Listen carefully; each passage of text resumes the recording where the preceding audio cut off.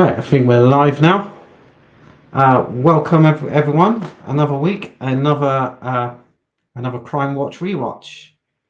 I've been a bit busy this week researching a show from the 1960s that I think only about 5 people in the world have ever heard of.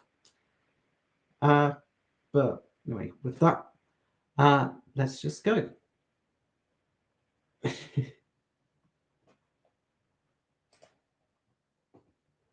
Yeah, I mean, if I'm anything, I am at least punctual. But don't expect anything more than that.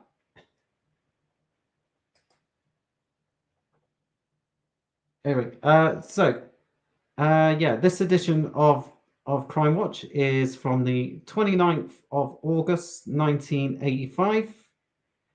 Number one song in the UK at the time was "I Got You Babe" by UB40 featuring Chrissie Hynde, and number one at the box office was "Back to the Future." That's not really important, but I thought it'd be interesting to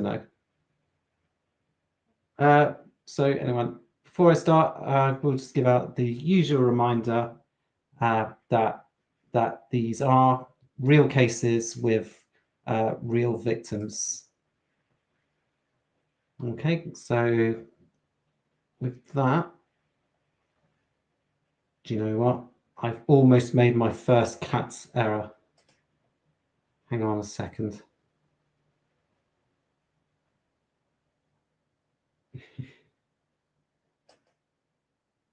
Hold on one moment.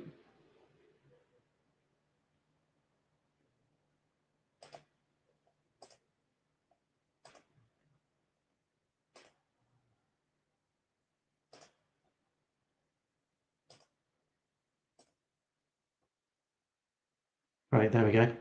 Yeah, nearly started it. Nearly started it without sharing the audio. Luckily, I realized my error just in time. Okay, let's hope I have actually shared the audio. Otherwise, I will look pretty silly. Let's go.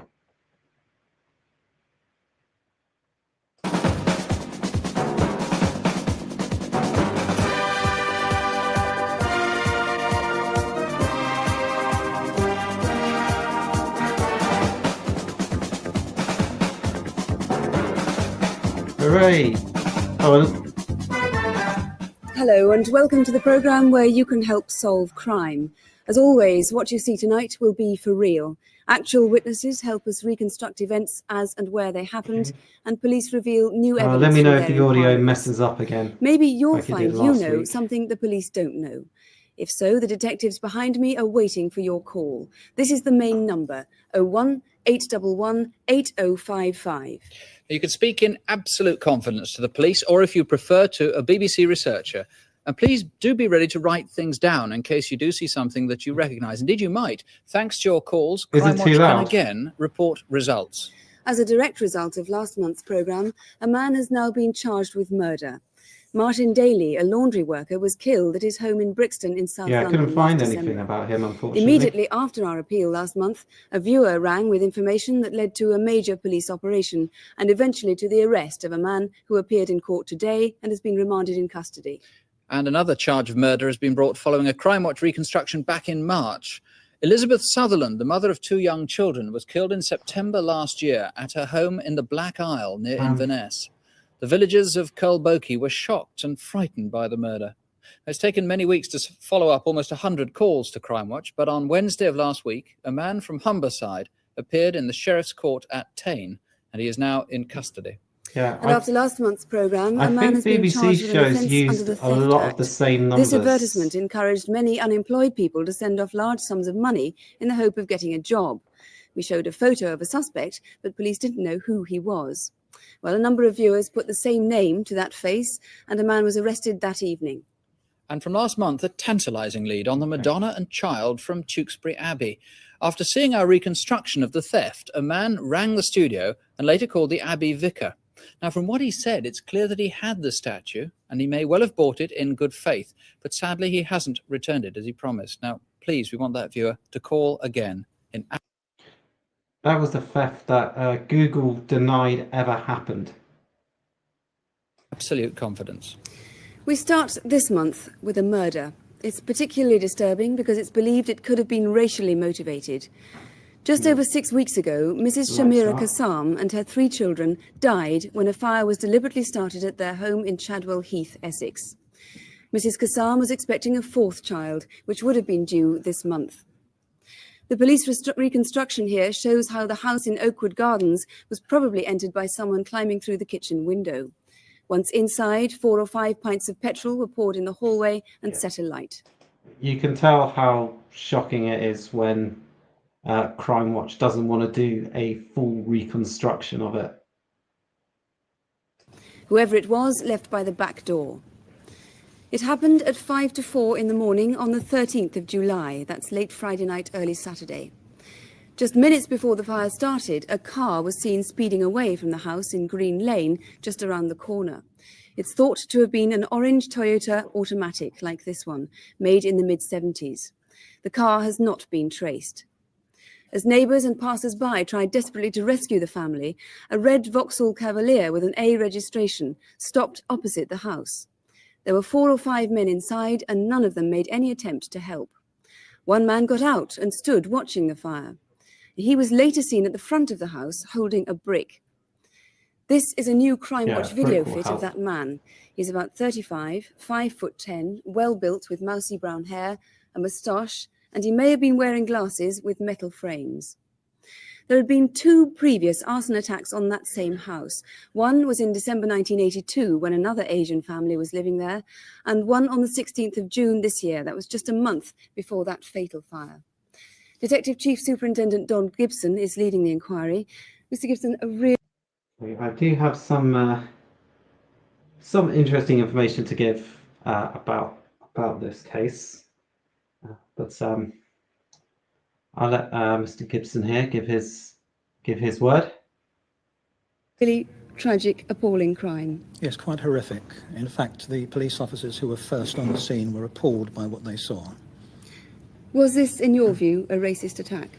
It's a frightening possibility that it may have been racially motivated, but there's no evidence to show that it was. It's a terrible attack. There's no getting away from that. But there's no evidence to show that it was racially motivated. So therefore, we are looking at this aspect along with 6 other lines of inquiry. But that was the second attack on this house in less than a month, and there are increasing numbers of racial attacks in your particular area. What protection are you giving to Asian families in your area now? Well, I think it's right to say at the beginning that there are a lot of attacks taking place on Asian families. Whether they're racial or not is a matter that's got to be decided on later on. But in response to the second attack, which occurred on the 16th of June, special units of the SPG have been drafted in, dog handlers, DSU, quite a lot of police officers put in there purely and simply to try and reassure the people who live in that area. Now, for people watching tonight, how might they be able to help you with this crime? Well, first of all, we want the person who was driving the Toyota to come forward and be identified. He might be able to give us quite invaluable information. Then there's the driver and the 4 people who were with the driver in the A registration Cavalier. We feel that they could also give us some useful information. And perhaps we could have one more look at the video fit of that man. Yes, as you can see, he's about 30 to 35 years of age, That 5'10". doesn't look like anyone. He's got mousy brown hair, quite smartly dressed. And I think we must bear in mind that it's about 4 o'clock in the morning, so he may have been to a nightclub or something along those lines. But most particularly of all, we would like to speak to anyone who's got any connection or any knowledge of the Kassam family. And of that, I mean not just Mr. Kassam and his wife, but also Mr. Kassam's brother, who was in the house, very badly injured, and is still in hospital. We'll let you get to the phones, Mr. Gibson. Thank you very much. The number to ring is Chadwell Heath Police Station on 01597 0025. And that number is also incidentally given on these posters, which police are now distributing around the central London and Essex area. Or you can ring us here in the studio on 01811 8055. Sergeant Desmond Michael is one of the officers working with Chief Superintendent Gibson on the case. He speaks Hindi, and there are BBC researchers here too who speak Gujarati, Punjabi and Hindi. They are all now waiting to take your call. Handy. Okay, so shocking murder there of Shamira Kassam and her family. Now, you may have heard the detective saying there that they couldn't show that the crime was racially motivated, even though it seems more than likely that it was, given the history of racist attacks in that area. But at the inquest in February 1986, it was ruled as an unlawful killing, but they could not conclude that it was racially motivated. So I don't know. Institutional racism in the Met, maybe not a new thing. So officially, this case is it's an unsolved. Yep, exactly what I was saying.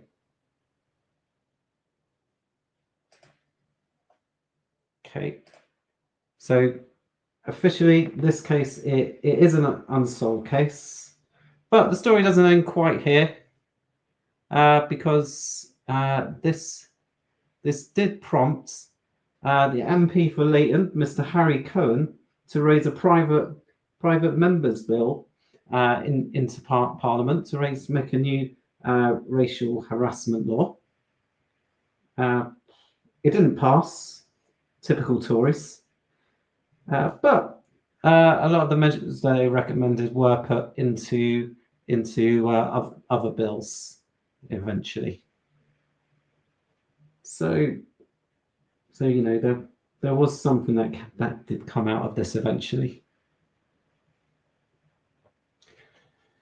But I'm afraid it's still an unsolved.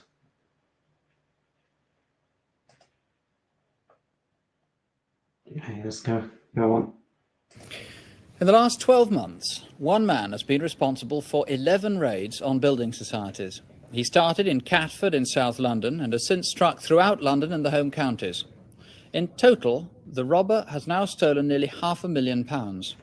He's quiet, he's well-spoken, and he's armed with a pistol or a sawn-off shotgun. Now, he's almost courteous sometimes, but though he may not know it, he's left 11 people and their families frightened and disturbed. He's attacked each building society with the same technique. He waits till they've closed, then he singles out one member of staff who holds the keys. We're showing you security details which we're assured have since been changed. I don't know why the raid we're reconstructing was at the end of June security in systems. Brentwood, Essex. They were just getting robbed every other week.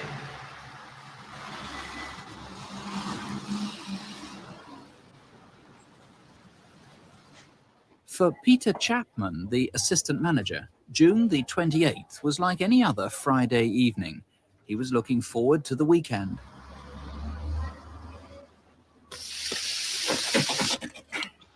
Just after 5 o'clock, he ushered out the staff and locked the premises. His car was in a small private car park at the back of the building society. Very dapper. He's on his way to his next snooker tournament.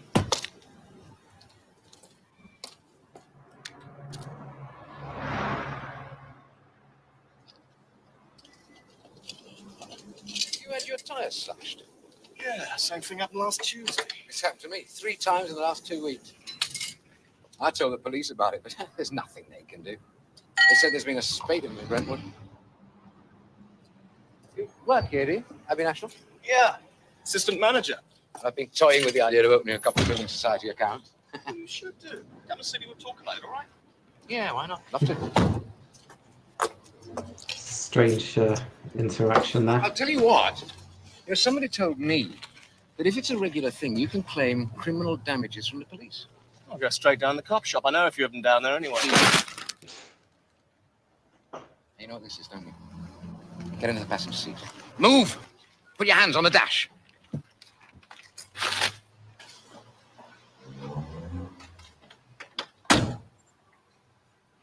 You're not surprised, are you? Just give me a couple of minutes to get my breath back, all right? Would you like a drink? A cigarette? No. You're not going to do anything silly, are you? No, I'm not daft. You tell me in detail about the alarm systems in your branch now. Well, there's the first alarm systems behind the building. Peter Chapman had no option. For several minutes, the gunman questioned him, but it was clear that he already knew it all. If anything goes off, you are in trouble. In a minute, we are going to go back round the front. Now, if you try to run away Why not just go back in or through the say back? anything, I may not kill you. Maybe the You'll door never walk only, again. I'll only shoot you in the back. opens one way. And if we see anybody on our way around, you should acknowledge them. And you chat to me as if you've known me for years. Put your jacket on. Get out.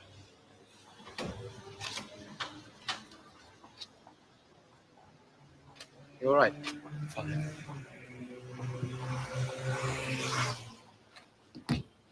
I'm sorry about your tire. I'll give you some money for another one. It's the only way I could stop you. Well, that's nice of him. Get my briefcase. He's going to pay for a new tyre. We'll go in. You know, not all robbers will have the same courtesy.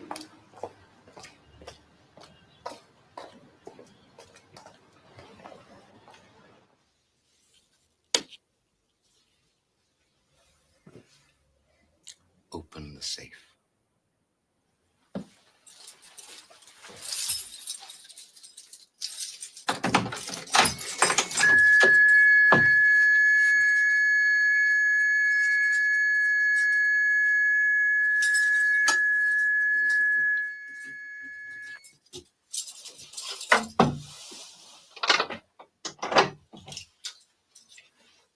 I have to get the key stand for my drawer.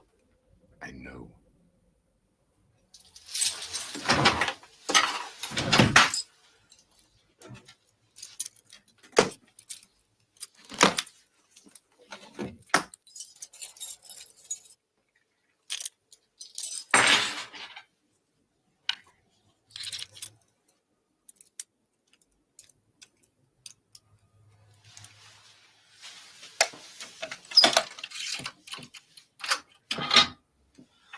Yeah, that's a fair point. Take the tins out of the safe and open them. I can't. The cashiers have got the only keys. You can use the spares that are taped on the back of the door, can't you?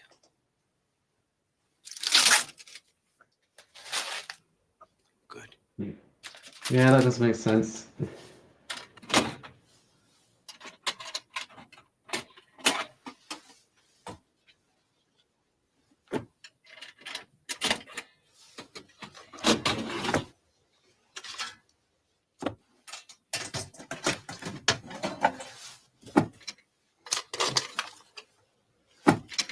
The insurance premiums for running a building site in the 80s must have Walk been away from the safe huge. on the floor.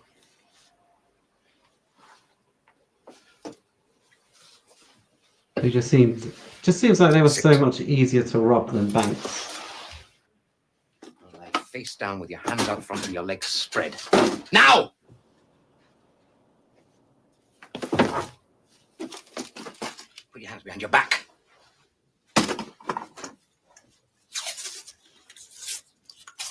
Gone right up the hole there. You're not taking me with you then? Put your legs together. No, you've been a good boy, so I won't.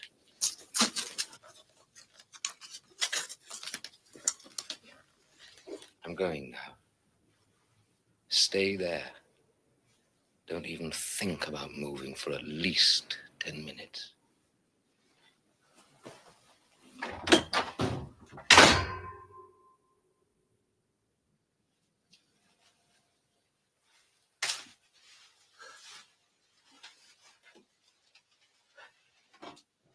Doesn't seem like he was very secure. What the bloody hell do you think you're doing? I told you to stay there. Chief Inspector John Bassett, what happened next? The assistant manager was tied up again. So there we go. Another, another building society being robbed. And I do enjoy the raid stroke robbery reconstructions. They generally tend to find they're always done in a really exciting way, as exciting as it can be, I guess. So yeah, let's just hear what Chief Bassett here has to say. And he was left unharmed. The robber then left the building society, stole the assistant manager's car and left it unattended in a multi-storey car park 150 yards away. Now that, as we saw, was a white Escort, so people might have seen him driving it to the car park, and of course they might have seen him in that walk from the car park at the back of the Abbey National round to the front. Yes, what we're looking for is anyone that was in Brentwood at this particular point in time and saw the robber taking the assistant manager to the bank, or saw anything at the multi-storey car park which made them suspicious. Round there to the Abbey National Building Society. Now, I gather the robber was so audacious that he actually, at one stage, in a different attack, took a building society member of staff on a bus at gunpoint. Yes, what he did back in February of this I year, mean, that is bold. he waited for the assistant manager to arrive home at Bromley. And then once he'd alighted from the bus, he took him back to the branch in Lewisham on a 208 bus, and that is a distance of 3.5 miles. And again, we're looking for anybody that can remember this incident at all. I mean, that's 7:20 taking the PM, Michael this is the slightly. 5th of February. That is correct, yes.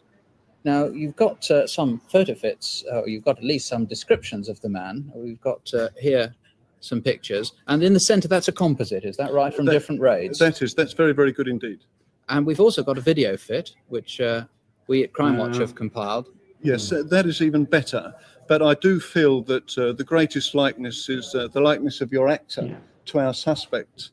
And this has been verified by 2 assistant managers. If you're gonna take your when victim he's on a walked in bus with unannounced, you, they've been terrified of him.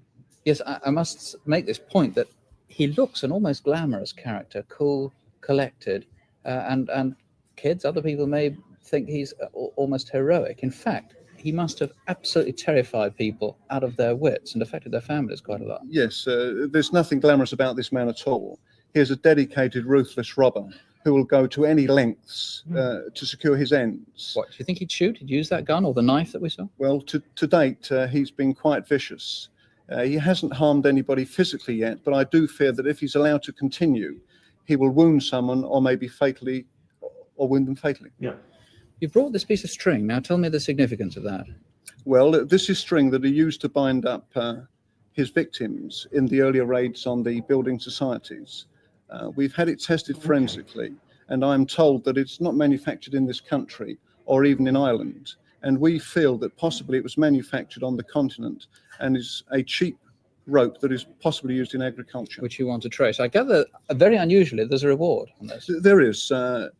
This is unprecedented. You know what, The Abbey National, I might have they view this something to man so say seriously, about that. are making a later reward of on. £10,000 for any person that can give me information that will lead to the arrest and conviction of this man. All right, Chief Inspector Bassett, thank you very much. If you can help in any way, please do so before this man really does shoot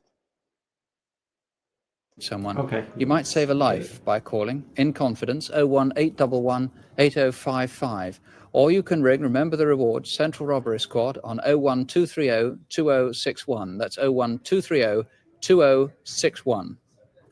Well, now the Sorry for interrupting you there, Sue.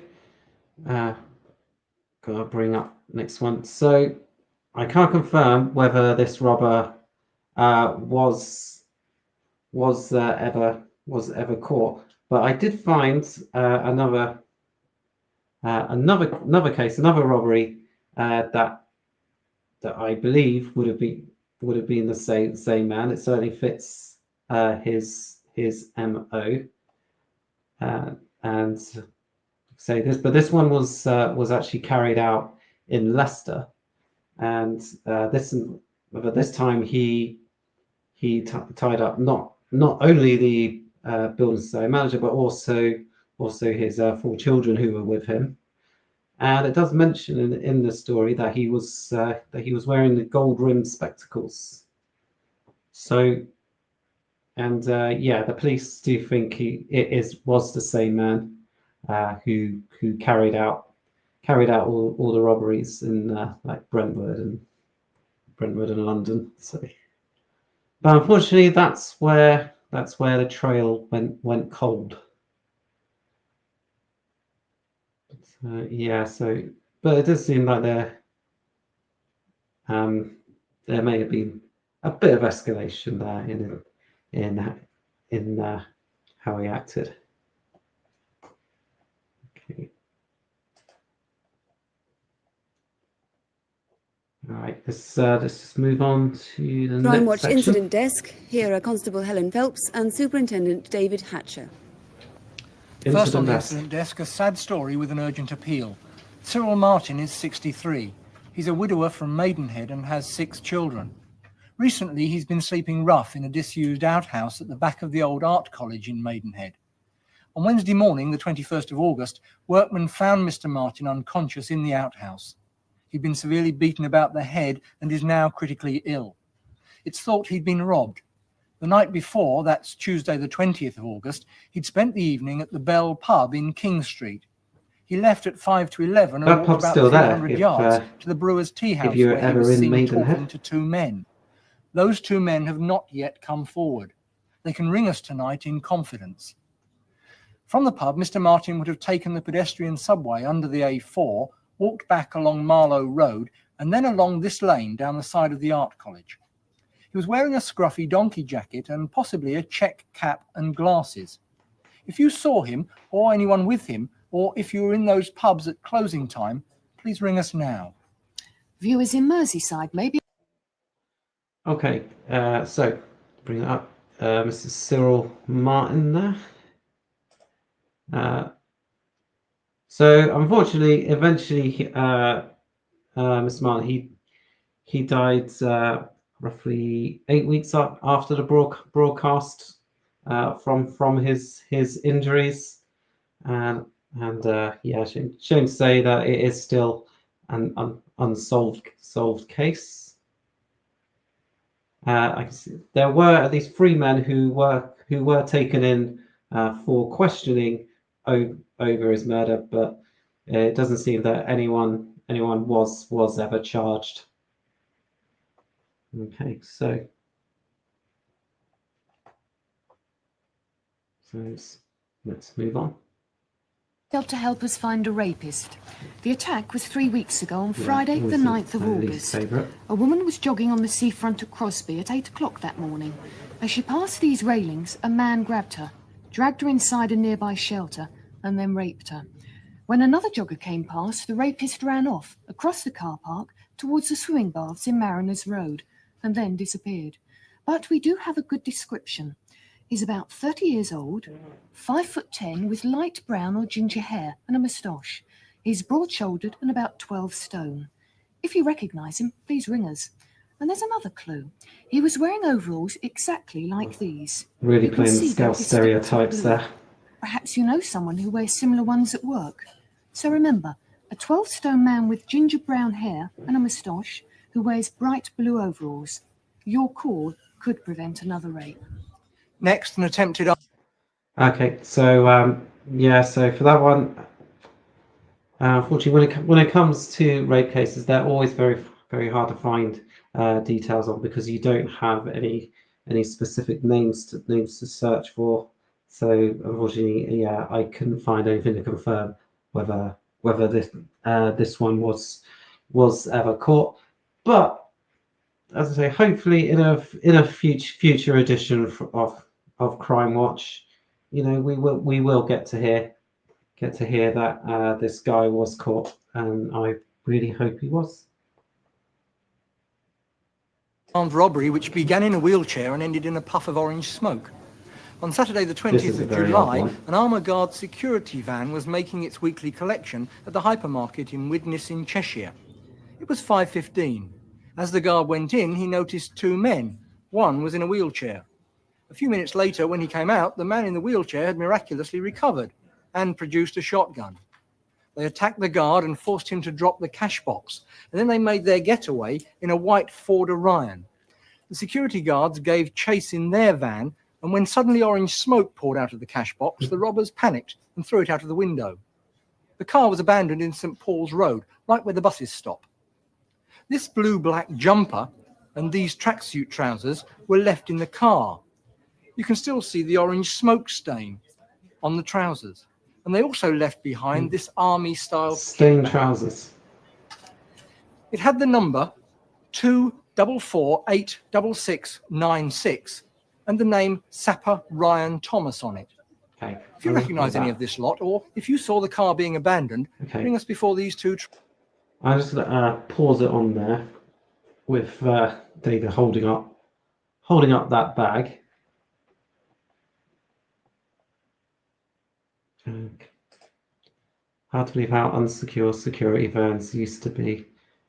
Well, I think the problem is they were at a disadvantage because the robbers would be armed and they weren't.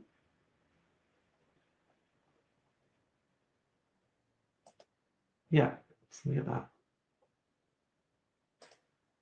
So in this case, yeah, I could find this little story, which is basically just recapping what they've just said, but I couldn't really find any more information on there. So it's a shame, and you'd think you would be able to find more about with people who got orange skin from the raid. But yeah, just to go back to what Jim has put here, and I say, yeah, I mean, they've got a name, Sapper Ryan Thomas, and I'd say there's a good chance that's his service number.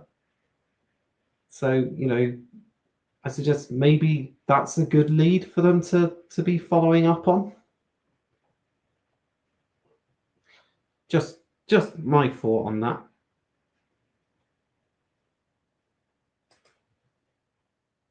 Try the same thing again. Sussex police need your help to find another armed robber. The security camera at the Alliance Building Society took this video of him entering their branch in Dyke Road, Hove. It was 10:30 in the morning of July the 29th. At this moment, he was pulling a gun on the cashier, and he then passed her a note demanding cash. She did as she was asked and gave him £1,000. Put a money. Another cashier and the customer who'd just come in could only stand and watch as the man filled up his bag and calmly walked out with his gun in his hand. Do you recognise him? He's in his late 20s and 6 foot tall. The moustache is probably false, and his cap is hiding Oh, you along think his so, hair. Helen? You think it If might you be saw him on false? July the 29th, that was a Monday, or if you know who he might be, please ring us. There's been a spate of car radio thefts from Vauxhall compound. Okay, well, probably won't be surprised to know that.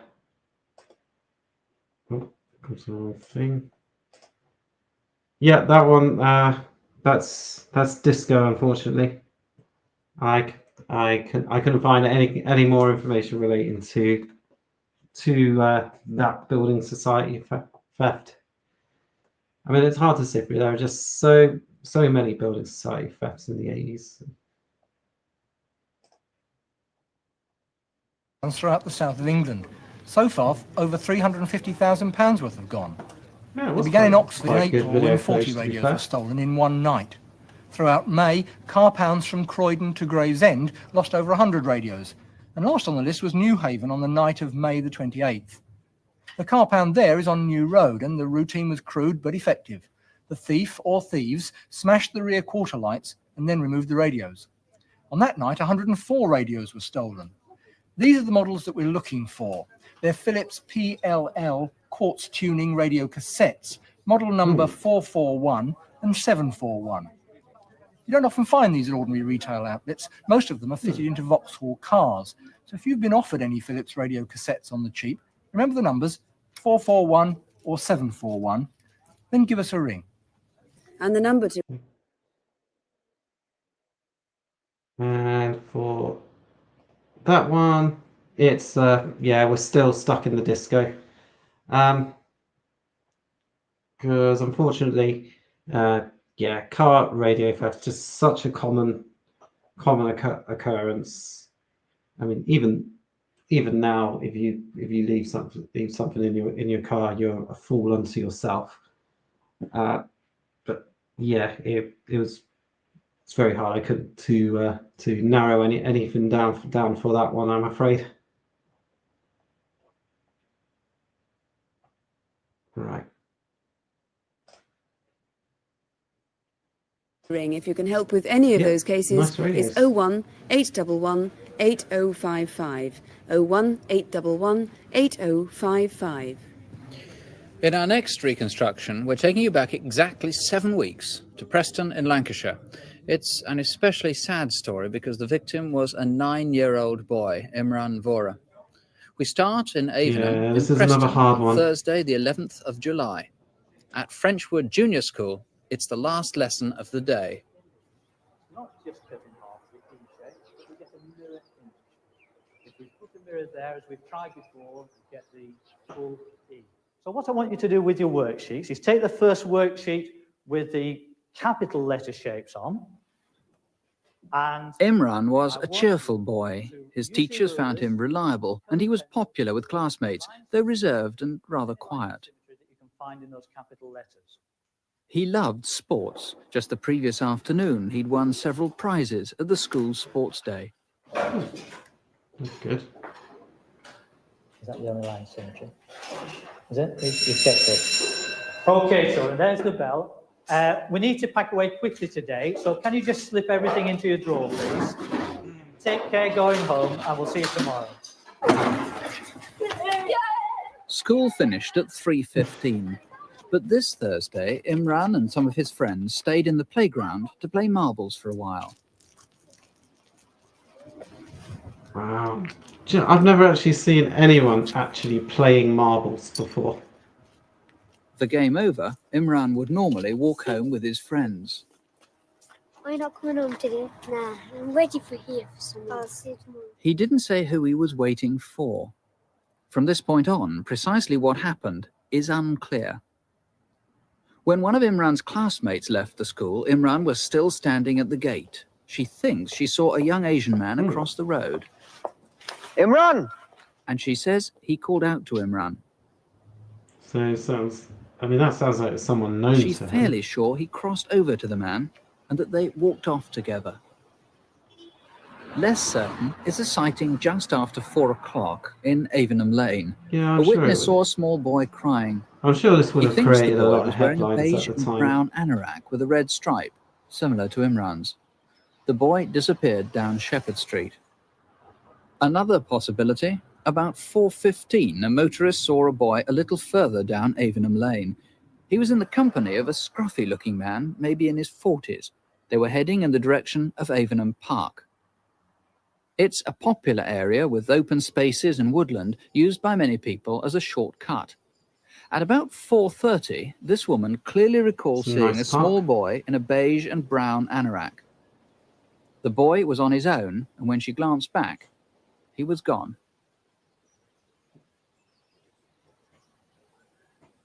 Any of these sightings could have been of Imran, for he often came to Avonham Park to play.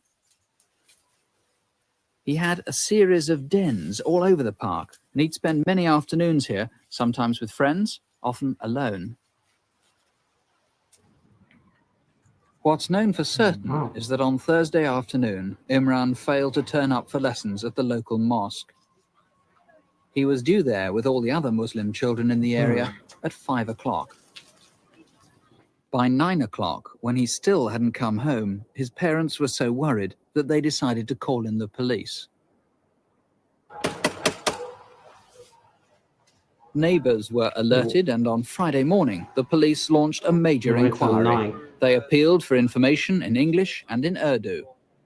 9 साला इमरान वोहरा कल दोपहर कोई 3:30 बजे आखिरी बार एवनहम park के नजदीक फ्रेंचवुड junior school के बाहर देखा गया था। इसके बाद आपने अगर उसे देखा हो या इसके बारे में कोई खबर मिली हो तो मेहरबानी करके मुकामी पुलिस से राब्ता कायम करें। इमरान पूरे They began a thorough search of the whole district. It went on late into Friday night and was resumed at 5 a.m., first light on Saturday. Many of the family's friends and neighbours joined in to help. 40 minutes later, at a place known locally as the tipping area, here near the old tram bridge, they found Imran. Didn't I see some? He was something this lying week in that one of his tracker dens. dogs aren't He'd actually been that sexually reliable. assaulted and strangled.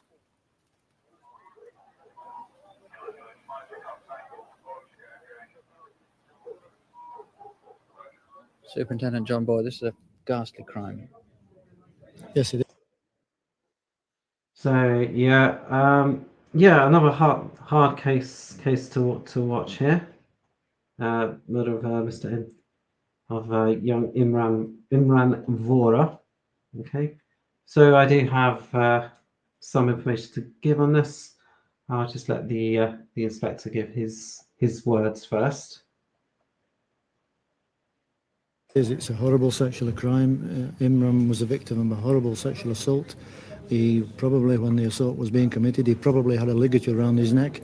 This ligature subsequently strangled him. Now, there must have been people who saw Imran that day and who saw whoever was the killer, though they may not have realised anything significant in what they saw. Let's just remind ourselves that we've got a map which shows where the body was found. Yeah. And there it is by the old tram bridge in Avonham Park. Yes. Now, the school is where in relation? The school is on the right. Frenchwood Junior School. About 400 or 500 yards away. Okay. Now, it was there at Frenchwood School, of course, that one of Imran's friends saw him with an older man. She's pretty sure of that, isn't she? Yes, she is a schoolmate of Imran's, and she knew Imran. She saw Imran standing at the school gate, and she saw a man across the road who was described as being about 5'10" or 6 foot, in his late 20s, slim, black hair. She just said he was an Asian man, and she knows the Asian community. Now, obviously, we badly need to find anyone who knew Imran in relation to an older man. Yes, that's correct. If it is true that this man picked Imran up from school, then Imran must have known him beforehand, and we would like to know of the association. Now, what about people in the park? There must have been lots of people, potential witnesses there. There's a lot of people in the park who originally were unidentified. A number of them now have been identified. We urgently need these people to come forward. They might think they can't help us, but we need to eliminate them because we have their descriptions, and probably we have the description of the killer. Now, I gather that the park is sometimes used by gays, by homosexuals. They may be reluctant to call it. No, not the gays. Yes, a number of them frequent the public conveniences in the park. It's their focal point. We have interviewed a large number of them, but to be in fairness to them, they are cooperating. Not in the middle of the afternoon. There was a boy seen running from the park. I know that you really want to trace him badly, to eliminate him. About 4:15, a boy was seen running along South Meadow Lane away from the park.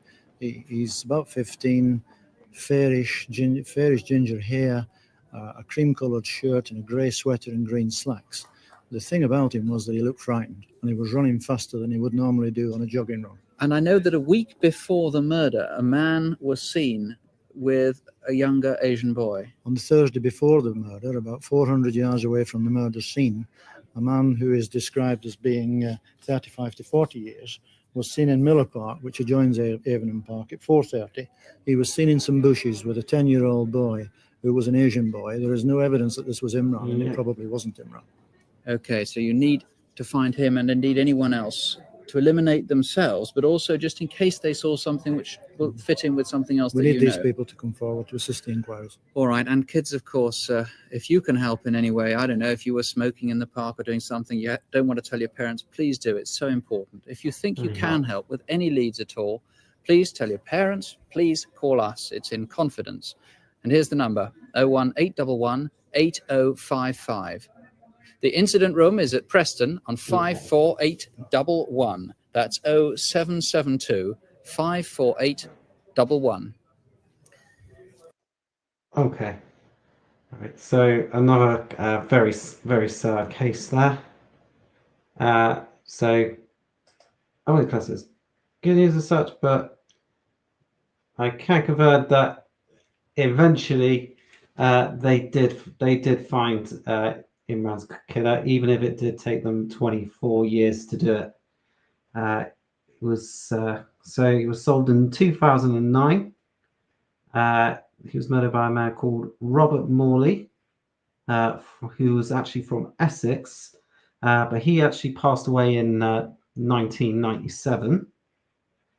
And how they found him was actually through a DNA trace, from a relative of his who had been arrested for a serious offence, and that was how they were able to trace this murder to Robert Morley.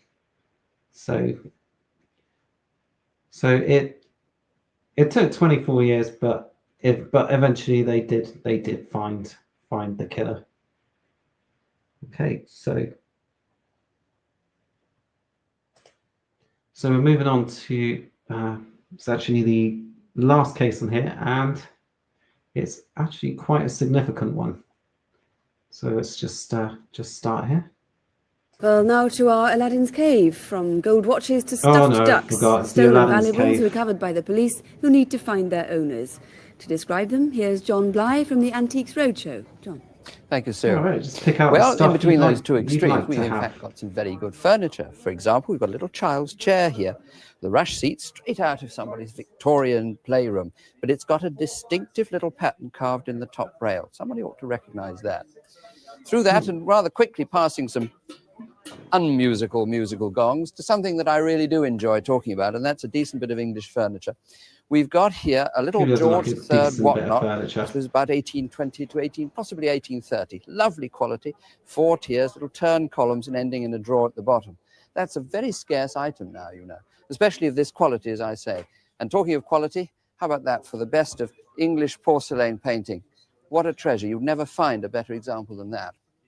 We've got too a little chest, a little box here rather. This is rosewood, it's Regency, it's about 1820, 1825. It's got distinctive little inset panels of mother of pearl. Also, the inside bears its original paper. It's been forced open, I'm afraid, but it's not beyond repair.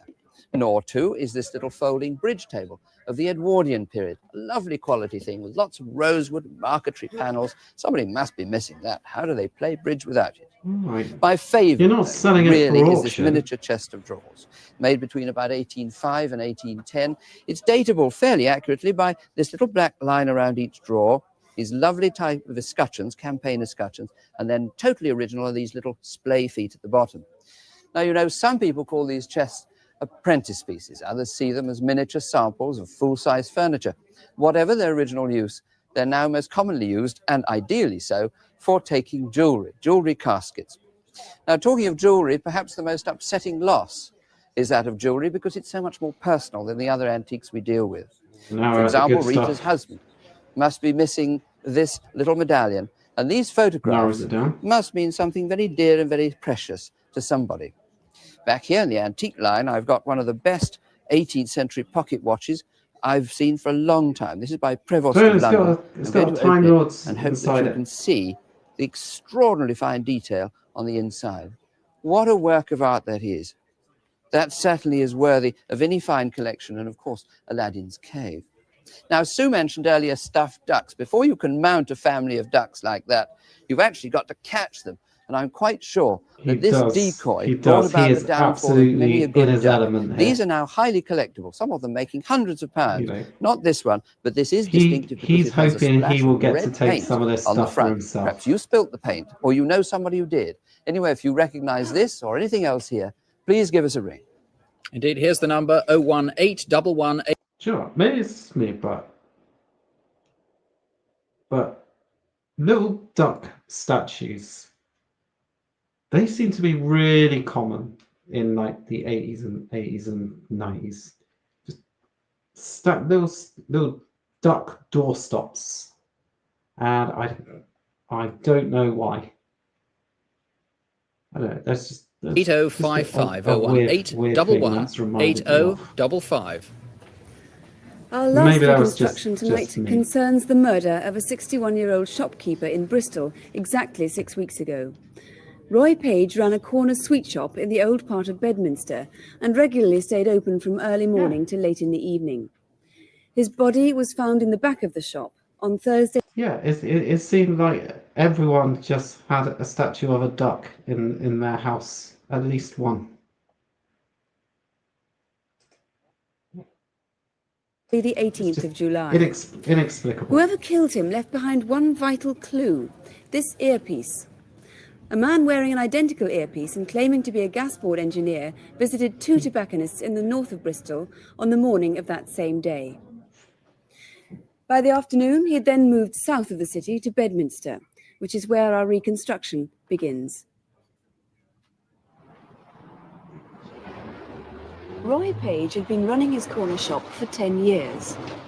He often spent a lot of his day watching the television between customers.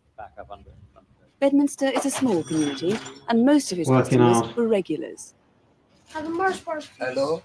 He had a safe in the back of his shop, but had a habit of leaving it open to get change when he needed it. Since his wife died 3 years ago, his sister Shirley came round every Thursday to help in the house. This money here, I'm putting it back in the safe. You worry too much. Yeah, you worry too much. Okay, I'm You off now organise then. it? Yeah. Thank you. Okay, bye. Bye, sis. See you tomorrow. Bye. At about 4:30 that afternoon, a man was seen hanging around outside the shop. He was I have some carrying what trivia looked to like a give small on transistor this radio video, and wearing an earpiece and on this headsets. reconstruction. Minutes later, the same man was seen outside another tobacconist in the next street.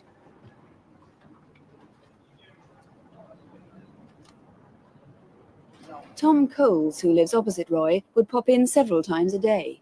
Hello, Roy. Can I have an MC cigar, please?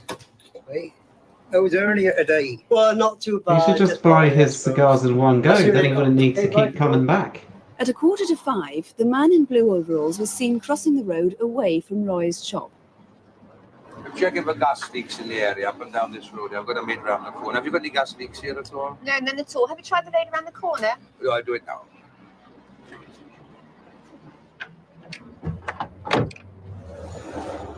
He'd now been wandering around this small area for a good half an hour.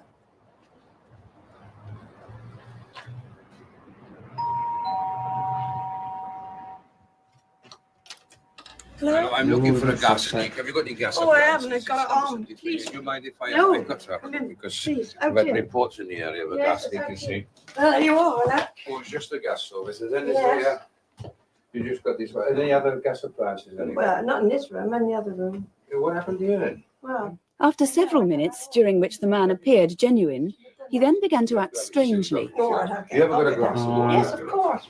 But I think you better let with me that do it. top sort of grill now, do you? Terrible chap. He was sweating heavily. Perhaps you'd like a cup of tea, would you?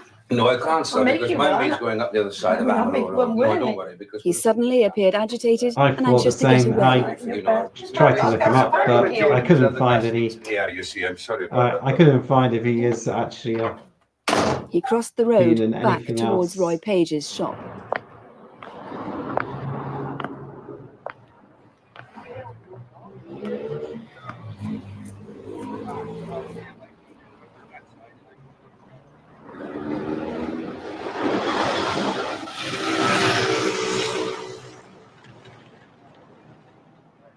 Up ahead of him, about 100 yards ahead, is the Suez Canal, a big wide ditch that runs right across this 14th fairway. 20 minutes had passed when Mrs. Martina Allen came in. So they're playing golf She is the over the last Suez known Canal. person to have seen Roy Page alive. You want one with roses?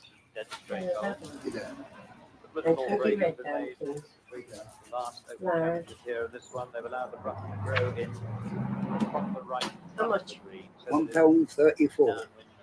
Quiet, isn't it? Imagine listening to golf on the Yet 3 radio. further items had been rung up on the till after she left.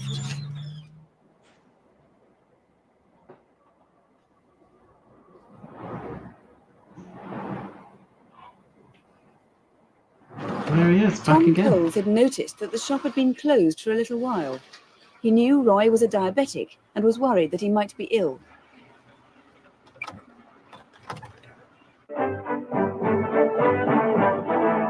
The 6 o'clock news from the BBC with Sue Lawley and Andrew Harvey.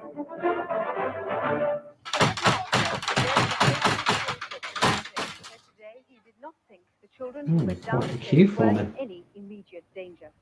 It's the fourth day of the inquest into the deaths of 4 of his pupils who were the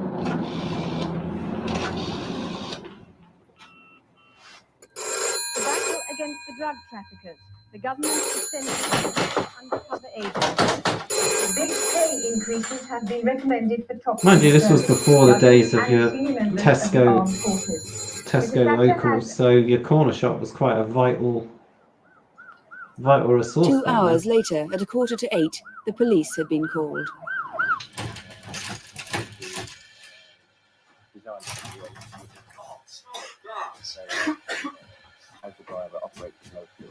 I'll try and find where the neighbour is. Check that room. Neil, they're there.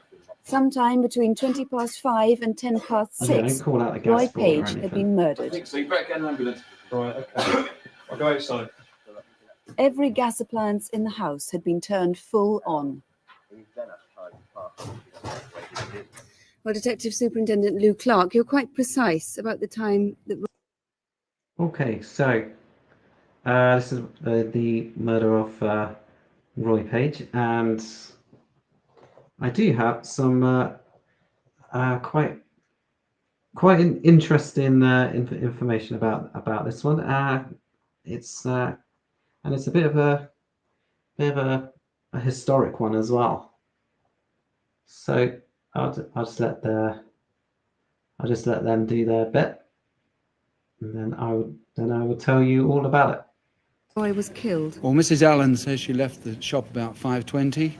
We know that people went between 5:20 and about 6:10 and couldn't get in. The door was bolted, and a man was seen coming from the side of the shop, the one on the side. We have a on Elmora reconstruction Road. of what was seen, yes. Yes, about 6:10 to 6:15. The man was identical to the man seen earlier, posing as the gas board man. This time he was carrying something under his arm. We suspect that was the overall, which would now have been bloodstained. We have a video footage of that man, if we can take a closer look at him once again. He's Yes. very heavily built, isn't he? He is, some witnesses say, about 15 stone or more. He's a big man, 5'11" or more, 35 to 45 years, dark hair, and perhaps had a Welsh accent, wearing spectacles. Why was Mr. Page murdered? Was the motive theft? I would have Well, thought it was mean-looking theft, guy. and I think it was a bungled crime. I think we were looking for a petty thief who goes in to distract shopkeepers and people in their homes so that he can steal. And I think Mr. Page caught him stealing, trapped him, and he had to kill Mr. Page to get out of the shop. As I said earlier, there was one vital clue left behind. It's this earpiece, which you're quite convinced, are you, that Robbery it was gone the wrong. killer who left this earpiece beside It Mr. certainly Page? didn't belong to Mr. Page, and we know that that earpiece looked like this in its original state, from a typical transistor radio, some years old, but we know it didn't belong to the deceased, and a witness saw the gas man wearing an identical piece shortly after 4:30 that day. And he was seen carrying a small black box too. Would this have been connected to a transistor radio? Well, that's what we think. He's most probably using it to make people believe he's got some sort of instrument for detecting gas leaks. What exactly did he steal?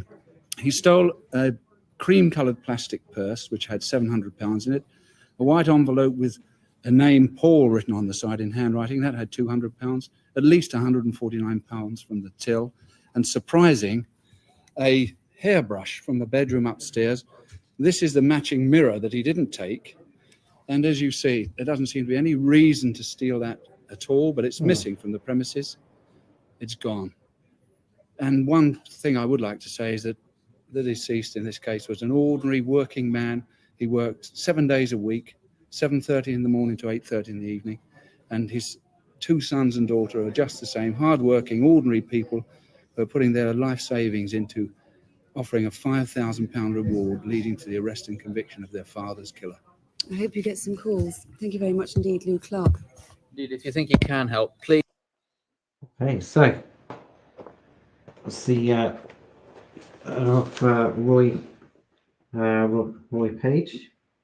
Okay, so what I can report on that one is, yeah, they did catch the killer on this.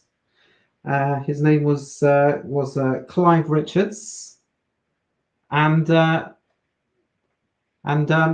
he was in prison for life for the murder. As far as I can tell, he hasn't been released, and he was arrested 6 days after broadcast. He was in Portsmouth, and it seemed like he was planning out a similar raid. Now, an interesting thing I can tell you is that in that reconstruction, only the murderer and the victim were played by actors. Everyone else who features it are real people involved. But the reason people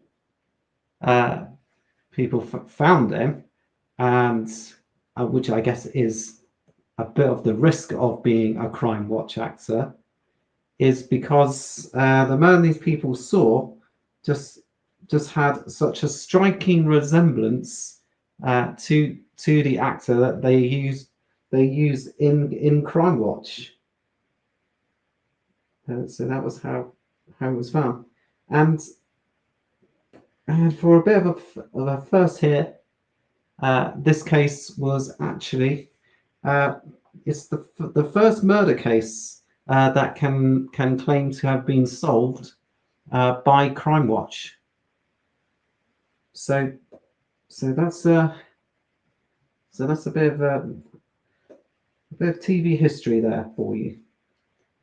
And actually, if you wanted to know more details about this particular murder, if you can read this book by Gary Mason, which dedicates a whole chapter to telling the story of the Roy Page murder and how Crimewatch helped solve the case. So that's just something that I think is quite interesting, and yeah, and it becomes a big success for the Crimewatch show. So we just need just to Please don't finish up hesitate to here. call us 01811 8055, or you can call Bristol Police on 267 986. There's the number, 0272 for Bristol, 267 986. And if you haven't had a chance to write the other numbers down, they'll be on CFAX all week on page 186. And if you don't have a phone or can't get through...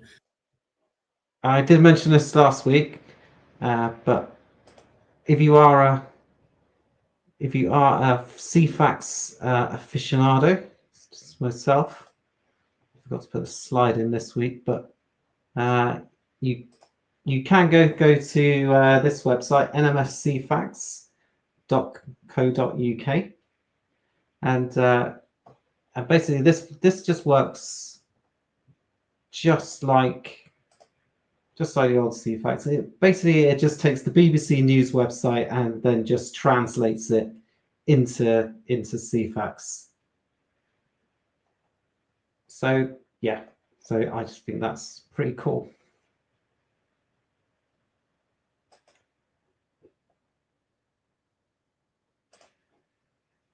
And that's nmscfax.co.uk. Drop us a line.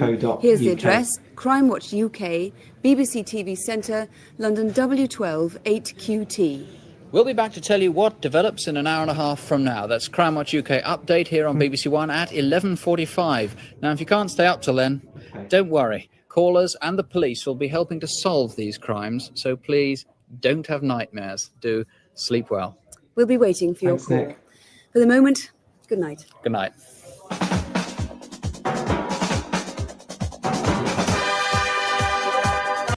Okay, so I don't really do anything with the Crimewatch updates because generally they don't really have anything new to them.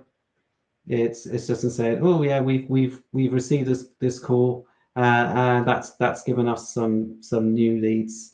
But it's not especially useful. But I do give them a little watch. But if there ever is anything that's quite pertinent, then I will put that in. So anyway, that's it for this edition of the Crimewatch rewatch. Hopefully, I'll be back next week. I'm thinking about doing a tier listing video, possibly tomorrow. But that's going to be about best Columbo episodes. So I may do that. I have to see. So yeah, if anyone wants to join me for that, or it's something you think you would enjoy. But otherwise, until next time, don't have nightmares.